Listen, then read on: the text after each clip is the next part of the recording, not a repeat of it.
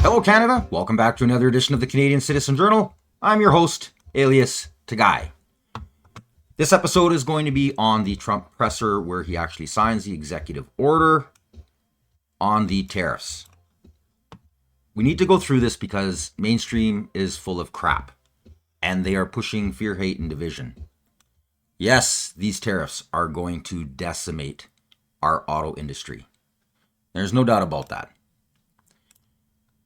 The craziest part about all of this is that from Dougie's big mouth, like I had warned him about, and I guess not enough people were warning him until he got his pee-pee slapped when Lutnick called him down.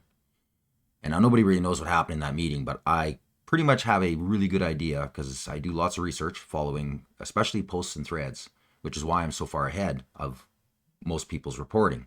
Kind of like this whole Carney thing.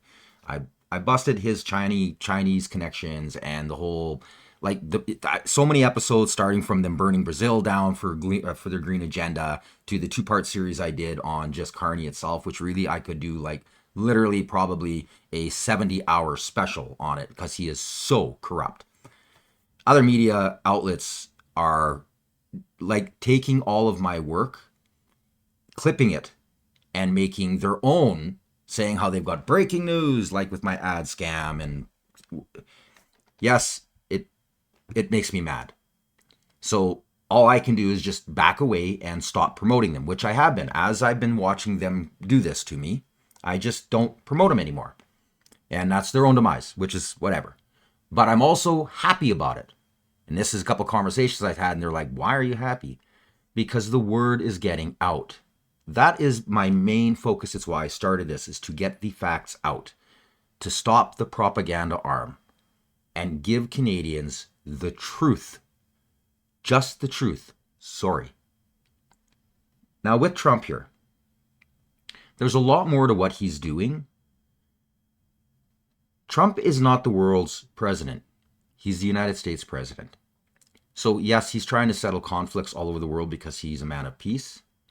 But the majority of what he wants to do is literally make America great again. Something that Canada has blown. We've been on a roller coaster downhill for generations. The worst of it starting with Trudeau Sr. Trump is attacked from every angle. He's seen this. He ran for president to change it.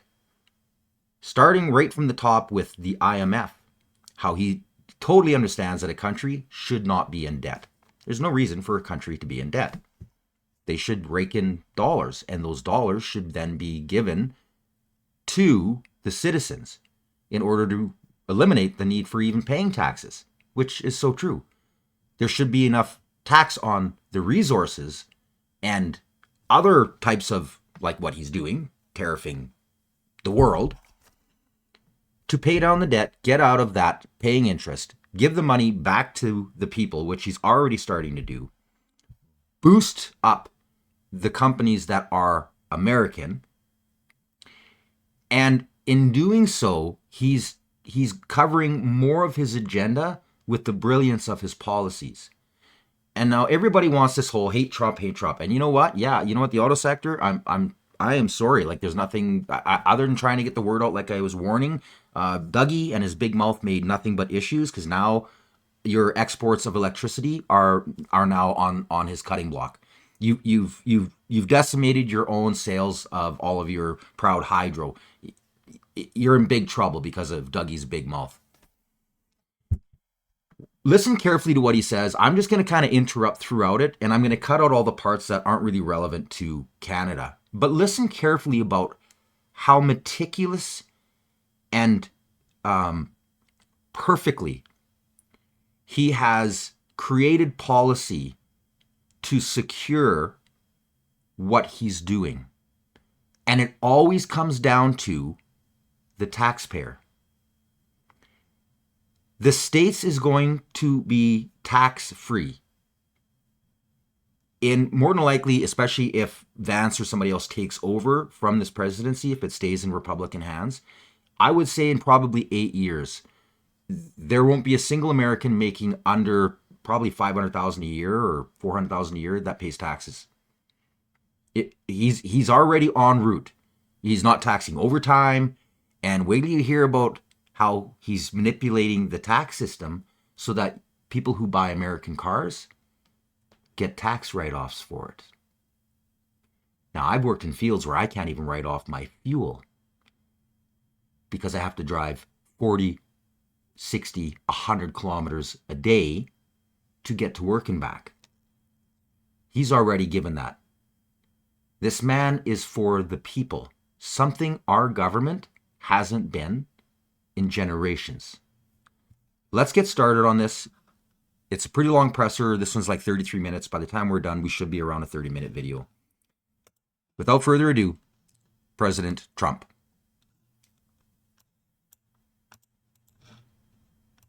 Thank you very much.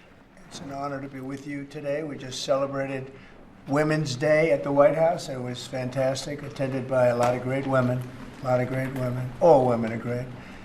So this is the beginning of Liberation Day in America. We're going to take back just some of the money that has been taken from us by people sitting behind this desk or another desk that's not quite as nice, but they have their choice of 7, as you know. And we're going to charge countries for doing business in our country and taking our jobs, taking our wealth, taking a lot of things that they've been taking over the years. They've taken so much out of our country, friend and foe, and frankly, friend has been oftentimes much worse than foe. And this is very modest. And what we're going to be doing is a 25% tariff on all cars that are not made in the United States. If they're made in the United States, there's absolutely no tariff. We started off with a 2.5% base, which is what we were at, and we go to 25%. And basically, as you know, and as you've been seeing, not reporting as accurately as it should be reported because it's a massive story. Business is coming back to the United States so that they don't have to pay tariffs. And I think also because of November 5th, the election, they're very happy. AI is coming back to levels that nobody's ever seen before. It's a new, sort of a new business, I guess, when you think about it. But it's plants are going up all over the United States, and many of them have already been started. We're getting early electricity taken care of. We're getting permits very quickly for them.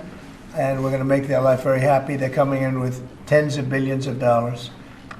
Individual plants will cost 10, 15, even $20 billion. We're going to let them build electricity generating plants along with their plant.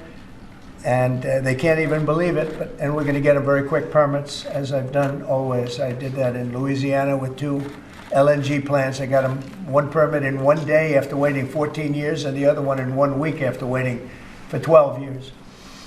But this is very exciting to me. This is the automobile industry, and this will continue to spur growth like you haven't seen. Before I was elected, we were losing all of our plants. They were being built in Mexico and Canada and other places. Now those plants largely have stopped, and they're moving them to our country. In Indiana, the great state of Indiana, I love Indiana. Honda is building one of the biggest plants anywhere, and they've just started. They wouldn't have done it without this. In all cases, they wouldn't have done it without what we're doing. So we'll effectively be charging a 25% tariff. But if you build your car in the United States, there is no tariff. And what that means is a lot of foreign car companies, a lot of companies are going to be in great shape because they've already built their plant. But their plants are underutilized, so they'll be able to expand them inexpensively and quickly. But others will come into our country and build, and they're already looking for sites. They're looking for mostly sites. They don't want to take the old buildings that are empty and falling down. They want to build new, and there's tremendous action. There is likewise for other companies and countries, like the chip making process. Your chip bill was a disaster done by Biden. All he does is give tremendous amounts of billions of dollars to chip companies that will do nothing with the money. They're not going to use the money here. They're going to just keep it. They have plenty of money. The one thing they have is they have a lot of money. In our case, all we're doing is saying you can't come in unless you build here. And the largest chip company by far is manufacturer from Taiwan is building here, and it'll give us almost 40% of the chip market just with that. They're spending almost $200 billion in the United States to build a plant, and they've almost started. They'll be doing much of the work in Arizona. So we have a lot of exciting things, but to me, this is one of the most exciting. Now, outside of one specific day, and that's Liberation Day. That's the real Liberation Day of America, and that's going to be in April 2nd, and I look forward to it. We'll have a little news conference. We'll talk about it, but this is very exciting. So we're signing a executive order today that's going to lead to tremendous growth in the automobile industry. As you know, the electric mandate that we did allows you to buy a car now with electric or gasoline powered or hybrid. You can buy any car you want. We had it so that within a short period of time you had to buy all electric, and the country could never provide the money necessary to build all of those power plants that you would need all over the country. As you know, in the Middle West, they built 8 power stations. That's like the size of this desk or smaller. And they ended up spending $9 billion on 8. And of the 8, 4 of them didn't work. And we're not doing that. So you can buy electric, or you can buy gasoline, or you can buy hybrid, or you can buy whatever you want to buy. And that's the way it should be. The market's going to determine that. And you're going to see prices going down, but it's going to go down specifically because they're going to buy what we're doing, incentivizing companies to, and even countries, but companies to come into America and build. And we're already setting records for new plants. I think the new plant number, the tally is just within a period of a few weeks. It's very large. I want to be accurate. It's very large. And I'd like to ask Will just to come and give some of the basics, and then I'll sign it, and it's off to the races. I think our automobile business will flourish like it's never flourished before. Yes, please, Will. Thank you, sir. As you stated, we've prepared for your attention a proclamation imposing a 25% tariff on foreign-made cars and light trucks. This is in addition to tariffs that are already in place on those goods. In addition to, as you said, spurring increased domestic manufacture of cars and trucks, we expect that these tariffs will result in over $100 billion of new annual revenue to the United States of America in tariff revenue.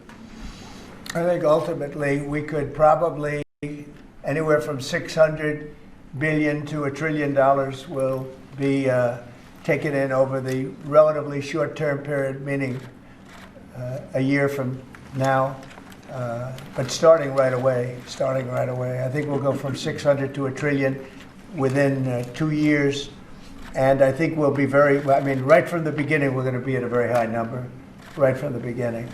And right from the beginning, you're going to have a lot of construction jobs, but you're also going to have a lot of automobile jobs. So this is very exciting, but it's also exciting because of what's happening with other aspects. We're going to be doing tariffs on pharmaceuticals in order to bring our pharmaceutical industry back. We don't make anything here in terms of drugs, medical drugs, different types of drugs that you need, medicines. It's in other countries, largely made in China, a lot of it made in Ireland. Ireland was very smart. We love Ireland. But we're going to have that. We're going to have lumber. We're going to free up some of our land. And you'll be able to meet a lot of other standards like fire cuts. If Los Angeles had fire cuts, which they didn't have, that's a gap of half a football field between areas. You wouldn't have had the fires. They would have been contained. But you have fire cuts. And by the way, you sell that wood for a lot of money, a lot of profit is made from that. But we're going to be doing lumber. We're freeing up our land so that so that we don't have to use outside sources of lumber. Now, they're actually on there's a major boom already happening down there, of course, in the auto sector, of course, in the steel sector, but also in the survey sector. They are already out. There's like mass employment wanted for surveying to do all of these cuts and he has opened up huge areas.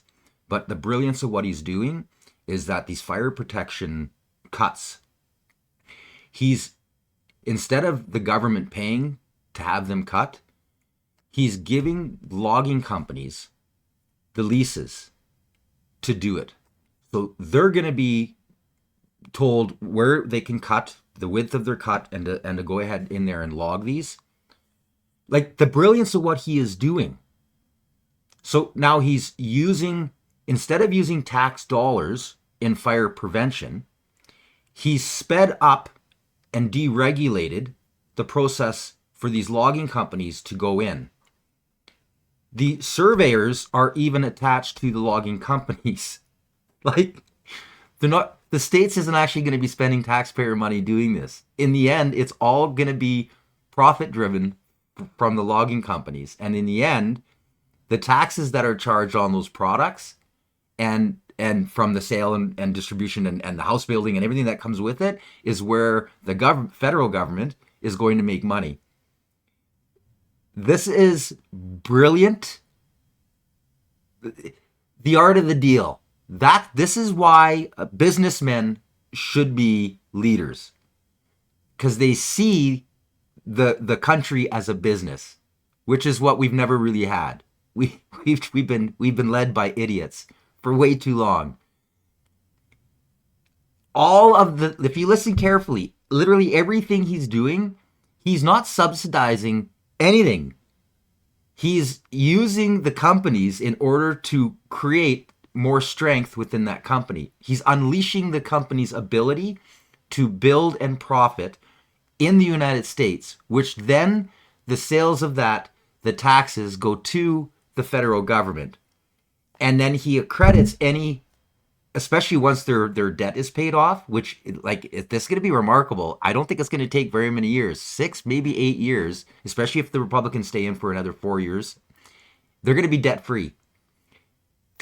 Nobody's going to pay. If you're an American citizen, you will not be paying taxes. He's already did it on overtime. He's already done it on the tips, and he's pushing forward on more, right down to the cars. If you buy an American car, you can write it off. If you don't buy an American car, you don't get to write it off. And the car is going to be more expensive. So all these people who are going around, oh, I got a Beamer or I've got this. Guess what? It's going to be better for the citizen for them to buy a high-end American-made car. Do you see the brilliance? This man is brilliant. Let the media hack him all they want. This is the type of leader we need. Deregulate, get the companies to do the work, and then profit off of the boom that's going to come from doing so. And we have like we're the richest. We have the ability to be the richest nation on earth. And look at us. Look at how much we pay for taxes. We shouldn't have to pay any taxes, and we should have the best healthcare system in the world. We shouldn't have to pay for school. We should have the best education system in the world. We don't. We're slaves within our own country, especially under this last tenure of the Liberal Party. And like I said before, lipstick on a pig. Carney is even worse.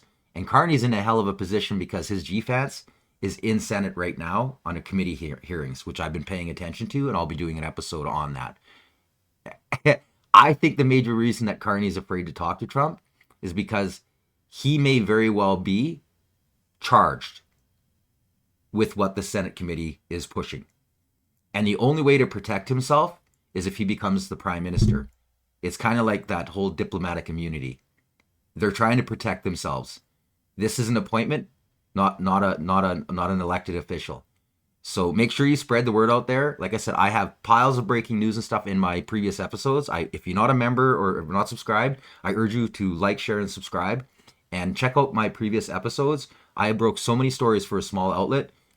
I get commented on it lots. And the best comment is all of these other outlets that are growing with a lot more viewers than me are stealing all of my homework. And yes, it pisses me off. So I'm not going to badmouth them. I'm just not even going to mention their name. Yes, I'm obviously mad at them. So I just stop mentioning their names, and I find outsourced clips when they are doing something really good.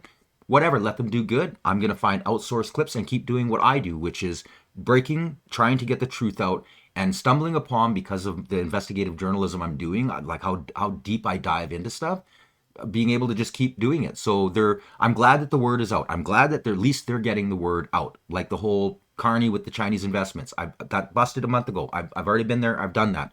So check out my previous episodes. I urge you. Let's get back to Trump. Energy, we're doing fantastically well at. The energy prices have been coming down rapidly as we increase supply, and we've already done that. We have Chris and Doug are doing a fantastic job in that. That's Department of Energy and Department of Interior. And they're working together hand in hand because Interior has the land and Energy has the ability to do the drilling and do what they have to do. Our coal areas are going to be opened up for clean, beautiful coal. Germany's opening up mini coal plants now. They tried the wind and it didn't work. They almost went out of business. They almost went bankrupt.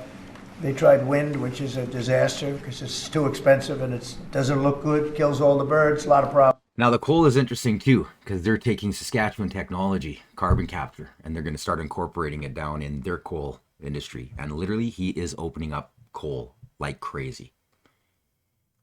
Carney and his investors are losing their mind right now because everything that the cabal has been fighting to do in order to take profits from individuals through taxation and this whole lie of the carbon scam, their investments are all at jeopardy right now.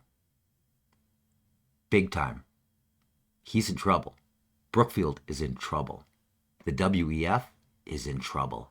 And there's a lot of these global cabals that are watching what's going on, and watch the media because they're trying to snuff him out. They're trying to shut him up. They're trying every which way possible in order to create falsities, like this whole the text that went out to that reporter. They're trying to get Pete Hegseth removed, and they're accusing them all of like the worst thing ever. Guess what? None of it mattered. It's called a nothing burger. A nothing burger. This man is going to make America great again.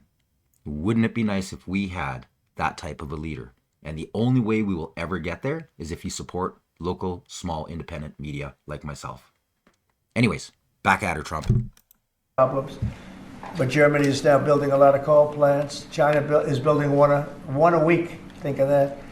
And they're using coal, which is very powerful. Coal is a very powerful energy. And we're opening up our coal mines again, and we're going to do, I call it beautiful, clean coal. The technology is so good now that coal can give you tremendous power at the same time. It can be very clean. But we're also obviously doing oil and gas and various other things. You can do pretty much whatever you want. We don't like the wind because we think it ruins the landscapes, the plains, ruins them. And it's got a lot of problems. It's also by far the most expensive energy.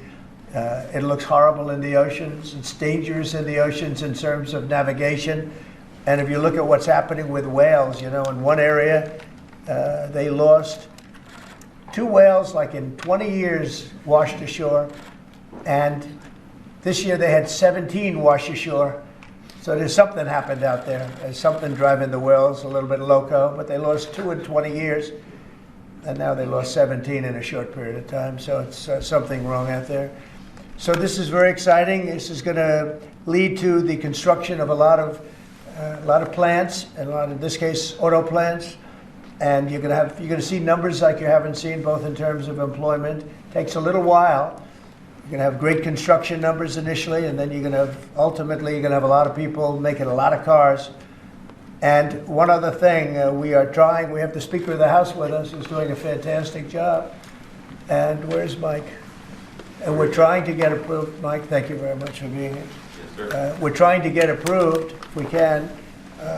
If you borrow money to buy a car, you're allowed to deduct interest payments for purposes of income tax, but only if the car is made in America. So if the car is made in America, you get a loan, you can deduct the interest. That's a big saving. A lot of people in that part of the world, in terms of buying cars, a lot of them don't think in terms of deductions. People that think in terms of deductions are very wealthy people, but people are going to start understanding what a good deduction is all about. So when you get a loan to buy a car, And I think it's going to pay for itself. I don't think there's any cost. I think you're going to have so many cars built.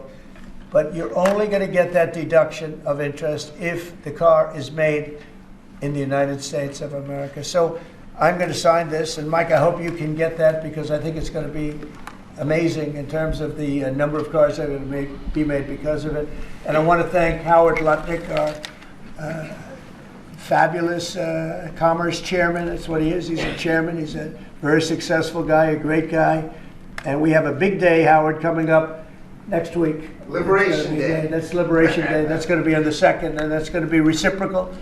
And I think people will be impressed. We're going to be very fair. We're going to be very nice, actually. We have not been treated nicely by other countries, but we're going to be nice. So I think people will be pleasantly surprised, but it's going to make our country very rich, because we're the piggy bank that everybody steals from, and they've been doing it for many years, for decades, so we're not going to let it happen. So, but we're going to treat people very nicely. We're going to treat other countries very, very nicely, and I think it's going to have a very positive effect on everybody, including those other countries. So I'll sign this, and we will see you again on April the 2nd. In terms of this, it's going to be another round, and it's about making America great again, making it strong and prosperous again. Thank you very much. So, Mr. President, on tariffs, can I ask you about tariffs, Mr. President? On the car tariffs, how do you assure that the car coming into the country is fully built? Could an automaker in Germany say, leave the tires off a car? We're going to have very strong policing, and it's pretty easy to do. If parts are made in America and a car isn't, those parts are not going to be taxed or tariffed. And we'll have very strong policing as far as that's concerned. For the most part, I think it's going to lead cars to be made in one location. You know, right now, a car would be made here, sent to Canada, sent to Mexico, sent all over the place. It's ridiculous. So this is a very simple system. And the beauty of the 25, it's one number. It's not up or down depending on the cost of the car. It's one number. And that number is going to be used to reduce debt greatly in the United States and to build things, reduce taxes. I mean, basically, I view it as reducing taxes and also reducing debt. And within a fairly short period of time, I think we're going to have a balance sheet that's going to be outstanding. Mr. President, does it take effect today or on the 2nd? How do you assure Americans then that this will not cause a long-term increase in prices? Well, look, I think we're going to have a market the likes of which nobody's ever seen before, not in this country. You know, we had the best market ever in my first term.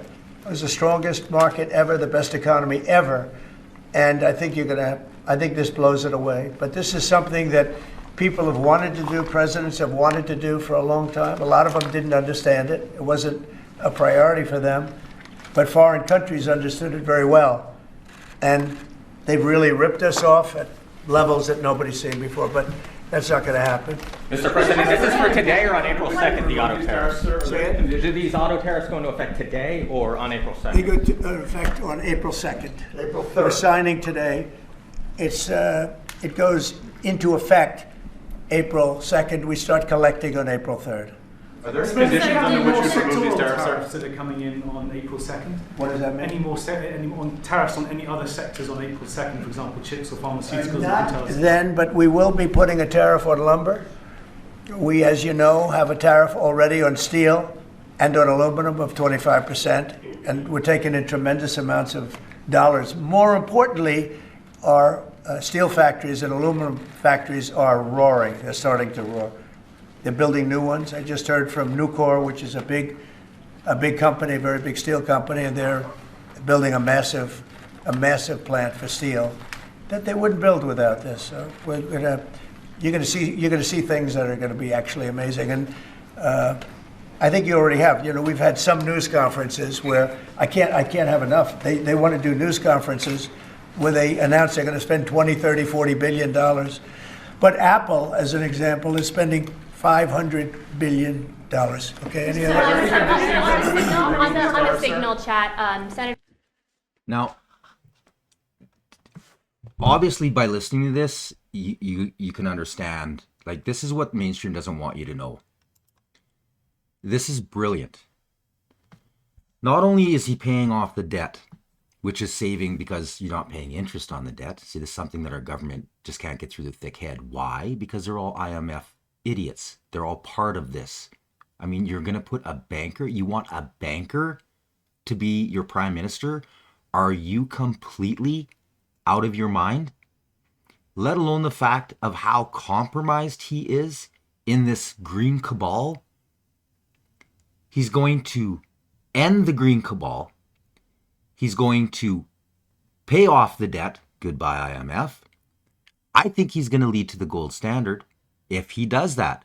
If he does that, which is why there's so much interest in Fort Knox and how much gold they have, that is going to change the world as we know it. Because in the past, especially with the United States, if a country changed their dollar and went gold-backed currency, they would fall. The states would try everything to protect the IMF and the banking cartels. Trump has got nothing against banks. You could see by the way he's rolling this out by writing off the interest. So he wants you to be able, instead of paying for the car outright, he wants you to go and get a loan if it's all American made. And then the interest you're paying on that loan is a write-off. So now it's beneficial for you to do it and not have to pay a huge sum of money. So you're not pulling divestment and different investments out in order to buy a car lump sum, so you're not paying for that interest because that's what hurts. Now the bank is making money because they're making money off the interest. And the government, through the profit margin of having a debt-free country, is able to subsidize the citizen, the taxpayer, back that money. This is brilliant. This is a person who is fighting for the American citizen. Absolutely brilliant. Carney's trying to protect himself. So is the cabal, because they're in big trouble. Big trouble. We're going to scoot ahead here, because he said that a lot of this is on the signal crap, which it's all a nothing burger. This whole text message with the military, it's all crap. Have you spoken, sir, with the big three automakers about these tariffs? What was their reaction? What was their reaction? It depends on whether or not they have factories here. I can tell you, if they have factories here, they're thrilled.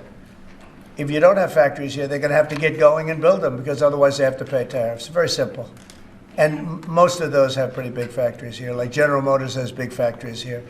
They're going to move their parts divisions back to the United States, because some of them were made in Canada and some of them were made in Mexico and other places. They'll be moving their parts division back to the United States in factories where they may be at 60% capacity, so they don't even really have to build too much of a factory. But, generally speaking, if they have factories here, plants here, where they make their cars and equipment, but they make their cars here, they are thrilled. Same thing with the steel industry. Steel industry is now paying a 25% tariff, as you know, I put it on last week, and the business is roaring in the United States. And we can't, because of military, we can't lose the steel industry. If I didn't put the initial tariffs on steel in my first term, you wouldn't be able to have a military, because we wouldn't have, every steel company would be bankrupt in the United States, and every plant would be closed. But now they're booming.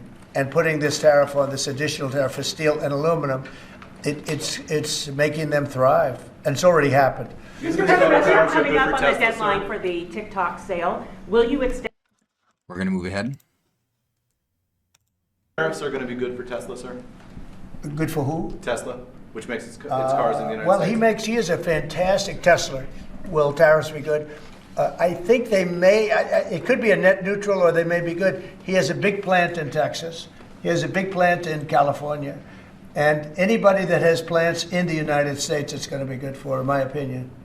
Mr. Mr. President, you said you want to return education control to the states. How would you handle it if a state like California Listen were to to put this. in place education policies? You know, I haven't you seen a disagree? mask in so long. You're wearing a mask. So nice of you. I haven't seen anybody wearing a mask in a long time. It's good. You feel more Look at the comfortable, staff, right? big smiles on their faces. Good. That's good. Education. So go ahead. Okay, so that goes to education. We're just going to skip a little wee bit further here. What did you make of the Vice President's comments that he doesn't like bailing out the Europeans? You agree with that? Well, I understand where he's coming from. The European Union has been treating us very, very badly in terms of the VAT tax that they charge. Now, Trump hates this whole European Union. He knows exactly what they were literally created. And you got to remember, the European Union, these are all non-elected officials.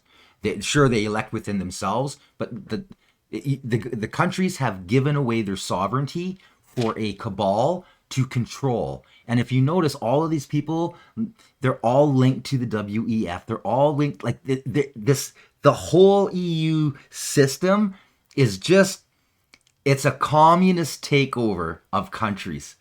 Now, Britain did the smartest thing, and watch previous episodes because I exposed Carney for this. Carney was against them leaving because he's part of this socialist communist idea that we should be ruled over, fake democracy. So he actually set up the Britain to fail if they separated. And they got huge debt, but they're trying to straighten it out. And more is coming out, which I just keep building files. And again, come to the future, once I have enough that I can kind of compound it into a story, I'll be dropping more of these bombshells because this is stuff media isn't talking about. So make sure you like, share, and subscribe. But yeah, he hates the EU, And he got wind that Canada, first thing Carney did was fly across and started kissing ass trying to get us to be part of the EU. He's not happy. I'm going to play this out, and then I'm going to show you a Truth Social thread that he posted. They charge a tremendous VAT tax, and they don't sell our cars in Europe. They don't sell our agriculture in Europe. They don't let us do very much. They treat us very badly. One of the reasons I'm putting tariffs on is that reason. We take millions of their cars, BMW, Volkswagen, Mercedes-Benz. We take millions and millions of their cars. They take none. I don't know if they take any of our cars. And they have non-monetary tariffs where it's impossible for us to sell a car, almost, in Europe. And so I understand what he's saying. And same thing with NATO. When I got involved, these mostly European countries, as you know, we had 28 at the time, and only 7 were paid. And most of them were not paid. 20 some odd countries were not paid, or they were substantially less than they're supposed to be. And the United States was literally making up the difference in Europe, and it's very unfair. So I understand. I didn't know he made that statement, but if he did, I mean, I'm okay with it. It's I complain about it all the time. The European Union treats us horribly on trade, and NATO has treated now. I raised a lot of money for NATO, hundreds of billions of dollars. You were here last week when the Secretary General said without Trump, there wouldn't be a NATO, because I got them to pay money. It was unfair. The United States was paying 80, 90, 100%, okay? You said you're going to be more lenient than reciprocal next week? I think there'll be, I think if I did to them what they did to us, I think a lot of people would be very unhappy. Yeah, I think it'll be So are you concerned about much more lenient. I'm going to be much more lenient with regard to the tariffs that you'll see on April 2nd. I'm going to be much more lenient than they were with us. Are your European enemies They were act- really bad with us. I tell you, they've treated us badly, and the president should have stepped up. They should have stepped up and done something, and they didn't do it. And hence we have $36 trillion in debt. Are they enemies 100% on alcohol? Mr. President, you've criticized Jeffrey Goldberg. So that's pretty much the gist of that interview. Like I said, I cut out all the parts that didn't deal with Canada. I left like the NATO stuff and everything in there because this is a reminder of how Canada is such a leech. We're the bottom of the barrel. And now, of course, Carney's like, oh, no, we're going to pay it by 2030. We're going to pay it by 20. What? We should never have been not paying our debts. Are you a Canadian or not? This has been like a thorn in my butt since I first started really getting interested in politics as a young man. Why are we not paying our promise? We were one of the founders of NATO, and yet we're the bottom of the barrel for how many generations of not paying this? Come on. That is so un-Canadian. Makes me sick. Now, I'm going to share this with you. This was a nice little threat that Canada had coming, and especially the EU, for trying to keep going with their socialist communist government idea. How, sure, you're still a democracy, but we're ruled by the EU. Carney wants to join the EU. I mean, the whole Australian buying planes and looking at North. Get real. Get real. We should be making our own, all of our own military equipment should have been made here since after the Second World War, which was the first, major awakening of how far behind we were technologically. And we have the capability, look at the Avro, we have the capability to make Canada is amazing, people. We are amazing, and we just let it waste away. And this last government is the worst of it. This post says it all. If the European Union works with Canada in order to do economic harm to the USA, large-scale tariffs, far larger than currently planned, will be placed on them both in order to protect the best friend that each of those two countries has ever had.